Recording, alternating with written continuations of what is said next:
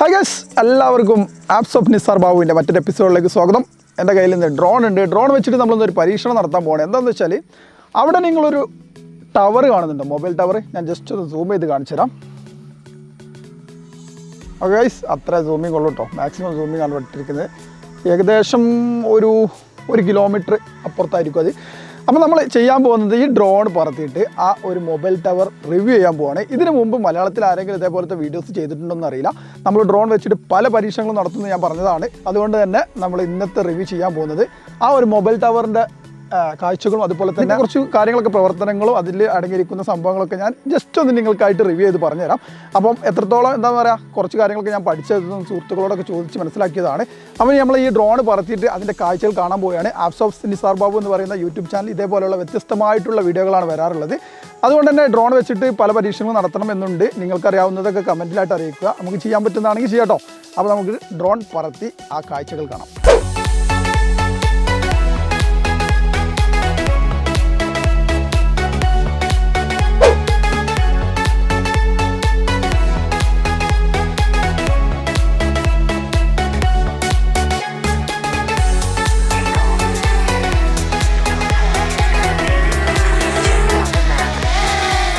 അപ്പോൾ സംഭവം റെഡി ആയിരിക്കുകയാണ്. നമ്മളെ ഡ്രോൺ ഇതാ പറക്കാനായി റെഡി ഇരിക്കുകയാണ്.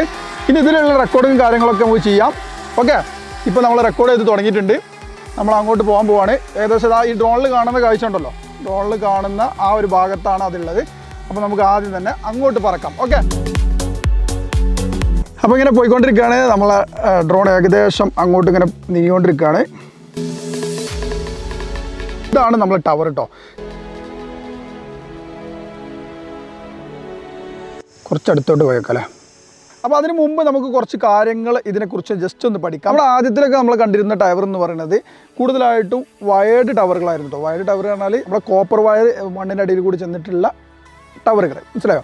പിന്നെ അതിനുശേഷം ആ സമയത്താണ് നമുക്ക് 2G കാര്യങ്ങളൊക്കെ കിട്ടിയിരുന്നത്. പിന്നെ 3G 4G ഒക്കെ കിട്ടാനായിട്ട് പിന്നെ വന്നത് ഫൈബർ കേബിളാണ്. ഒപ്റ്റിക്കൽ ഫൈബർ കേബിൾ വെച്ചിട്ടുള്ള ടവറുകളാണ് പിന്നെ വന്നത്. നിങ്ങൾ കണ്ടിട്ടുണ്ടാവും ഐഡിയ OFC, അതുപോലെ തന്നെ വോഡാഫോൺ OFC, എയർടെൽ OFC എന്നൊക്കെ പറഞ്ഞിട്ട് റോഡ് സൈഡിലൊക്കെ ഓരോ കുറ്റികൾ, ഒരു മഞ്ഞ ബോർഡുകൾ ഇങ്ങനെ കാണാം. ഇപ്പോൾ സ്ക്രീനിൽ കാണുന്നത് പോലെയുള്ള സംഭവങ്ങൾ.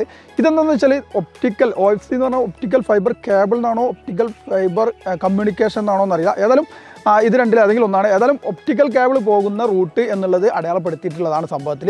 അത് ഈ ഒരു ടവറിലേക്ക് പോകുന്ന കണക്ഷനുകളാണ് കേട്ടോ. അപ്പോൾ ഗൈസ്, അങ്ങനെ നമ്മളിതാ ആ ഒരു ടവറിൻ്റെ അടുത്ത് നമ്മൾ ഡ്രോൺ എത്തിയിരിക്കുകയാണ്. ഇനി നമുക്ക് ഓരോന്നായിട്ട് പഠിക്കാം. കുറച്ച് കാര്യങ്ങൾ, ടവർ റിവ്യൂ ആണ് നമ്മൾ ചെയ്യാൻ പോകുന്നത്. അപ്പോൾ ടവറിൻ്റെ കുറച്ച് കാര്യങ്ങൾ, എനിക്കറിയുന്ന കാര്യങ്ങളൊക്കെ ഞാൻ പറഞ്ഞുതരാം കേട്ടോ.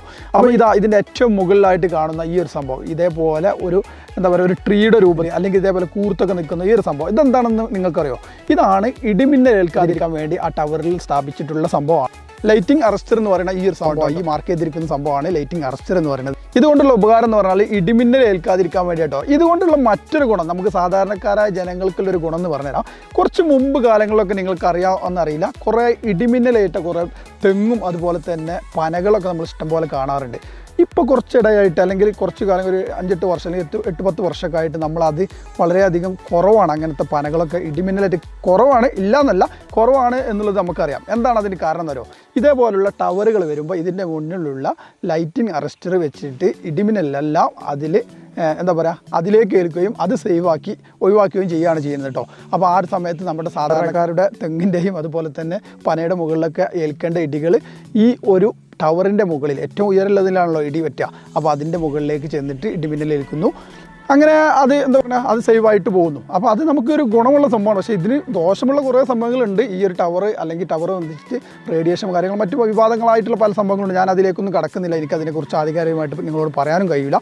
അപ്പോൾ എന്തായാലും സംഭവത്തിൽ ഇതാ ഈ ഒരു ടവറിൻ്റെ ഈ ഒരു ഭാഗത്താണ് ലൈറ്റിംഗ് അറസ്റ്റർ എന്നാണ് ഇതിൻ്റെ പേര് കേട്ടോ. ലൈറ്റിംഗ് അറസ്റ്റർ എന്ന് പറയുന്ന ഈ ഒരു സംഭവമാണ്. ഇനി നമുക്ക് ചെറിയൊരു കാര്യം ഞാൻ പറഞ്ഞുതരാം. ഇപ്പം നമ്മൾ സാധാരണ നമ്മളെ മൊബൈൽ കമ്മ്യൂണിക്കേറ്റ് ചെയ്യുന്നത്, നമ്മൾ മൊബൈൽ എങ്ങനെ ഉപയോഗിക്കുന്നത്, നമ്മൾ ടവറിൽ നിന്നാണ് റേഞ്ച് വരുന്നത്, നമുക്കൊക്കെ അറിയാം. പക്ഷേ ഇത് എങ്ങനെയാണ് ഇതിൻ്റെ ഒരു പ്രവർത്തനം എന്നുള്ളത് ഞാൻ ചെറുതായിട്ട് ബേസായിട്ടൊന്ന് പറഞ്ഞാൽ, ഇപ്പോഴത്തെ നിലവിലുള്ള ഈ ഒരു ടവറായിട്ട് പറയുകയാണെങ്കിൽ നമ്മുടെ മൊബൈലിലേക്ക് നമുക്ക് എന്താ പറയുക, സിഗ്നൽസ് വരുന്നു. സിഗ്നൽ എന്ന് പറഞ്ഞാൽ ഇവരിൽ നിന്നുള്ള കമ്മ്യൂണിക്കേഷൻ ആ ഒരു ടവറായിട്ടാണ് നമ്മൾ നടത്തുന്നത്. ആ ടവറിലേക്ക് നമ്മൾ ഇവിടുന്ന് കോൾ ചെയ്യുമ്പോൾ നമ്മൾ കമ്മ്യൂണിക്കേഷൻ അതിലേക്ക് ചെല്ലുന്നു. ആ ഒരു ടവർ എന്ത് ചെയ്യുന്നു, ഇതിൻ്റെ ഒരു സ്വിച്ചിങ് പോയിന്റിലേക്ക് പോകുന്നു. ആ സ്വിച്ചിങ് പോയിന്റിൽ നിന്നും മറ്റൊരു ടവർ, നമ്മൾ ഏത് ടവറിൻ്റെ കീഴിലുള്ള ആളുകൾക്കാണ് വിളിച്ചതെങ്കിൽ അവിടേക്ക് പാസ് ചെയ്യുന്നു. ആ ടവർ റിസീവ് ചെയ്തിട്ട് അദ്ദേഹത്തിൻ്റെ മൊബൈലിലേക്ക് എത്തിച്ചു കൊടുക്കുന്നു.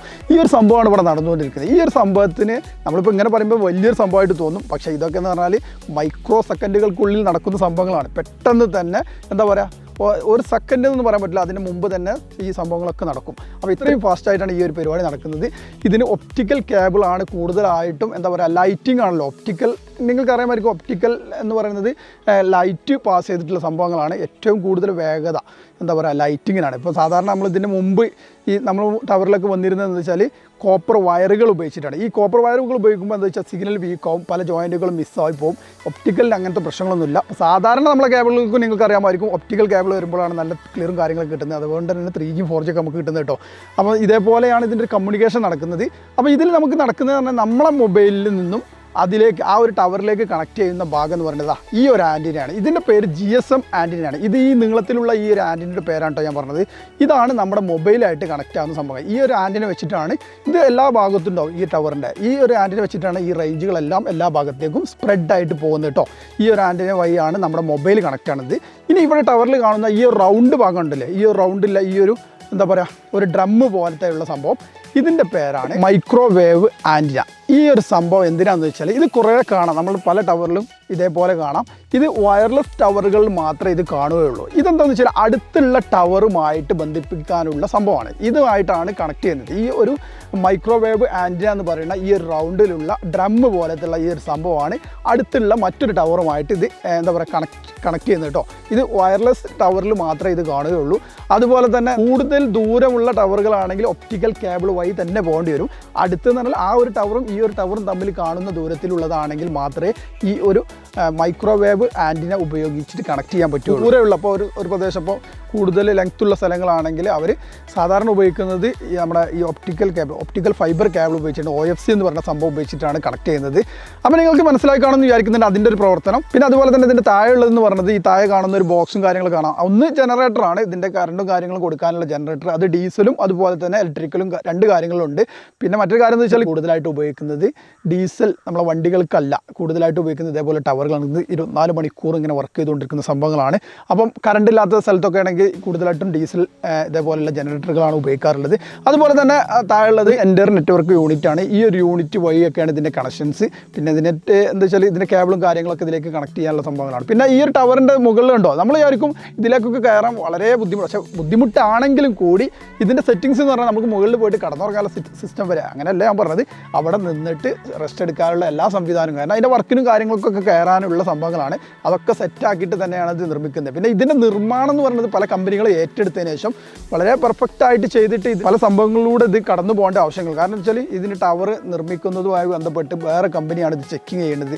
അങ്ങനെ ഇത് റെഡിയാണ് എന്ന് എല്ലാം കൊണ്ടും പേപ്പറും കാര്യങ്ങളൊക്കെ റെഡി ആയതിനു ശേഷം മാത്രമാണ് ഇത് ഓപ്പൺ ആക്കാനുള്ള അനുമതി കിട്ടുള്ളൂ കേട്ടോ.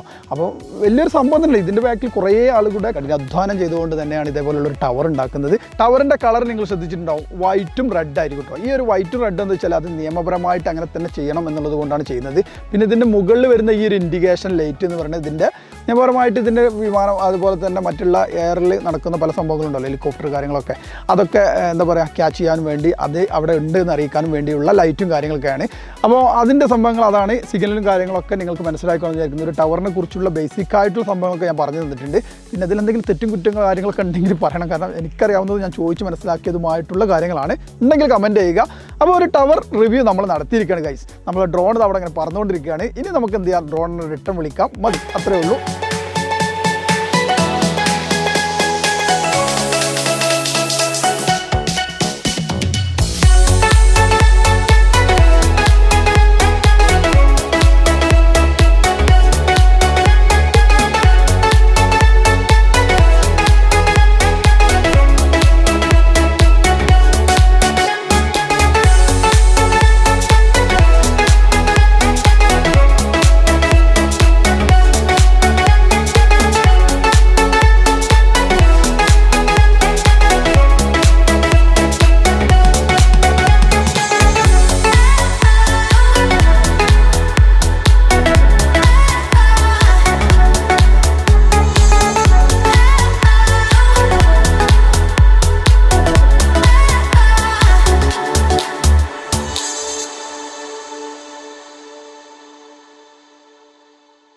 ഗൈസ് ഇന്നത്തെ വീഡിയോ നിങ്ങൾക്ക് ഇഷ്ടപ്പെട്ട് കാണുമെന്ന് വിചാരിക്കുന്നുണ്ട്. ഡ്രോൺ ഇതാ വന്നിരിക്കുകയാണ്, നമ്മൾ അടുത്തെത്തിയിട്ടുണ്ട്.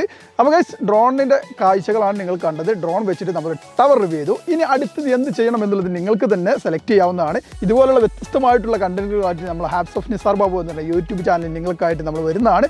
എല്ലാവരും സബ്സ്ക്രൈബ് ചെയ്ത് സപ്പോർട്ട് ചെയ്തേക്കുക. ഇന്നത്തെ വീഡിയോയെ കുറിച്ചുള്ള അഭിപ്രായം പറയുക. നല്ലൊരു കിട്ടൽ വീഡിയോ ആയിട്ട് വീണ്ടും. Bye bye.